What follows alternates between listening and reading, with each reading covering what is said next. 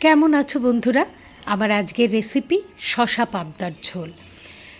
আমি এই রেসিপিটা বাড়িতে প্রায় তৈরি করি, তোমাদের সাথে আজ শেয়ার করছি। পাবদা মাছ নিয়েছি 250 গ্রাম, তাকে ভালো করে ধুয়ে নুন হলুদ মাখিয়ে এক সাইডে রেখে দিয়েছি। এবারে নিয়েছি দুটো মাঝারি সাইজের শশা, একটা শশাকে আমি খোসা ছাড়িয়ে 8 টুকরো করে কেটে নিয়েছি। তোমরা চাইলে একটা শশাও ব্যবহার করতে পারো। এই শশা দিয়ে মাছ বানিয়ে খেয়ে দেখবে, অসাধারণ একটা টেস্ট হয়। বিশেষ করে যারা ডায়াবেটিক পেশেন্ট তাদের জন্য তো খুবই ভালো। কড়াইতে তেল গরম করে আমি মাছগুলোকে প্রথমে ভেজে নেব। যেহেতু পাবদা মাছ, তাই লো টু মিডিয়াম ফ্লেমে রেখে আমি মাছগুলোকে এপাশ ওপাশ করে ভেজে নিয়েছি।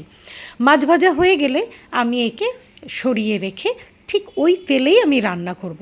খুব সামান্য কিছু উপকরণে তৈরি হয়ে যায় শশা পাবদা, খুব হেলদি এবং টেস্টি।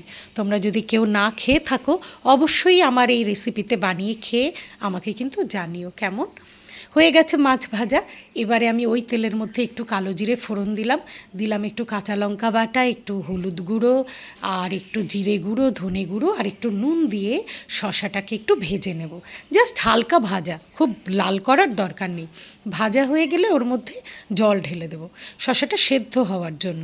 খুব বেশি নরম করার দরকার নেই, মোটামুটি যখন সেদ্ধ হয়ে আসবে তখন মাছগুলো দিয়ে একটু সময়ের জন্য ঢেকে রেখে দেবে, দেখবে হয়ে গেছে। কালো জিরে, কাঁচা লঙ্কা দিয়ে এই যে শশা পাবদার ঝোল, এর টেস্ট কিন্তু দারুণ। যদি কেউ না খেয়ে থাকো, অবশ্যই বানিয়ে খেও কেমন। আর যদি ভালো লাগে ভিডিওটি, লাইক কমেন্ট শেয়ার সাবস্ক্রাইব করতে ভুলো না।